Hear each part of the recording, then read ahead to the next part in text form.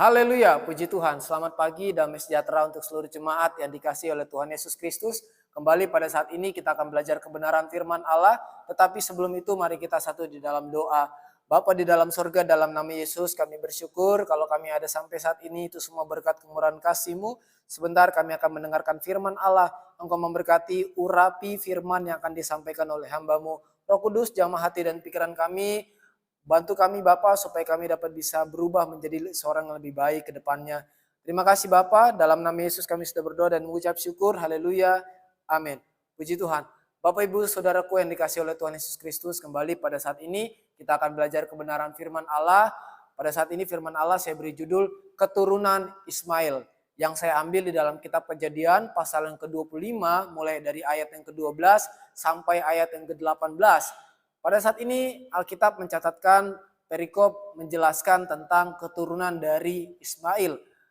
Sebelum itu dan sesudah pasal ini, perikop ini, Alkitab dengan jelas merinci juga keturunan lain dari Ishak, saudara.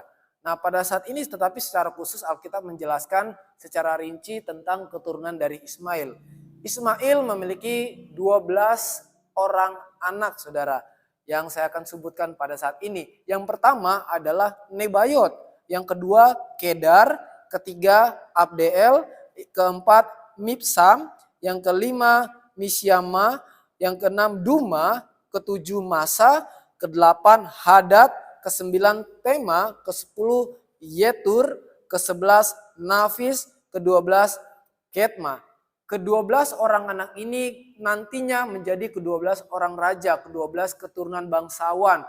Nah, kedepannya juga kalau kita belajar nantinya, ke-12 dari keturunan Ismail ini nantinya juga akan menjadi musuh bagi keturunan dari Ishak, yang nantinya menjadi generasi-generasi selanjutnya dari Israel, saudara.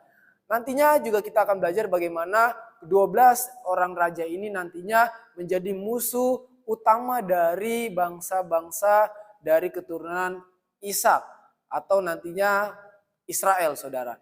Nah, di sini kita juga bisa belajar bagaimana Ismail wafat pada usia yang ke-137 tahun. Jadi Ismail menutup usianya selama 137 tahun, di usia yang ke-137 tahun.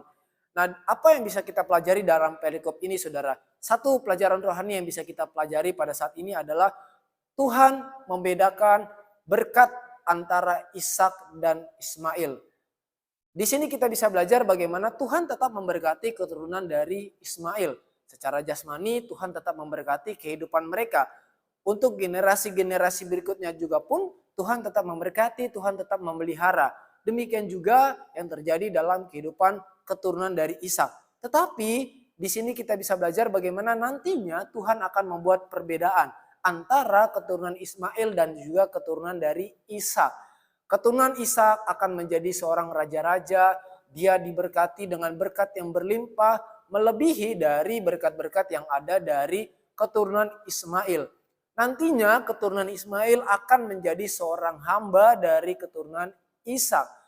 Keturunan dari Ismail juga nantinya akan menjadi seorang budak-budak yang menjadi budak dari keturunan dari Ishak. Nantinya juga kita bisa belajar bagaimana perbedaan-perbedaan inilah yang menonjol dari dua keturunan ini antara Ishak dan Ismail. Tetapi yang kita bisa pelajari juga adalah Tuhan tetap memelihara kehidupan dari keturunan Ismail. Sekalipun dia bukan menerima warisan tunggal dari keturunan Abraham, tetapi Allah tetap Allah yang murah hati, Allah tetap Allah yang bertanggung jawab atas kehidupan manusia secara khusus dari keturunan Ismail itu sendiri. Jadi jemaat yang dikasihi oleh Tuhan Yesus Kristus, apalagi kehidupan kita orang-orang percaya, janganlah kita takut dan khawatir akan kehidupan yang sulit, akan kehidupan yang penuh lika-liku ini, saudara. Yakinlah bahwa Tuhan sanggup memelihara, Tuhan sanggup menolong kehidupan kita, Tuhan sanggup melepaskan kehidupan kita dari setiap kesulitan-kesulitan yang kita hadapi. Yakinlah pertolongan Tuhan, pemeliharaan Tuhan selalu tepat pada waktunya. Secara khusus kita orang-orang yang rajin beribadah dan yang melayani pekerjaan Tuhan.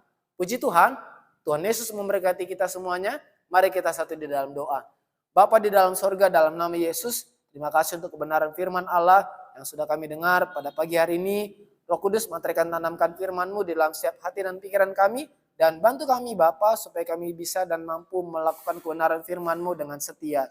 Sebentar kami akan melangkah di hari yang baru, memberkati kami semuanya dengan berkat jasmani yang melimpah, terlebih berkat-berkat rohani. Terima kasih Bapa, dalam nama Yesus kami sudah berdoa dan mengucap syukur. Haleluya. Amin. Puji Tuhan. Selamat pagi, selamat beraktivitas. Tuhan Yesus memberkati. Immanuel.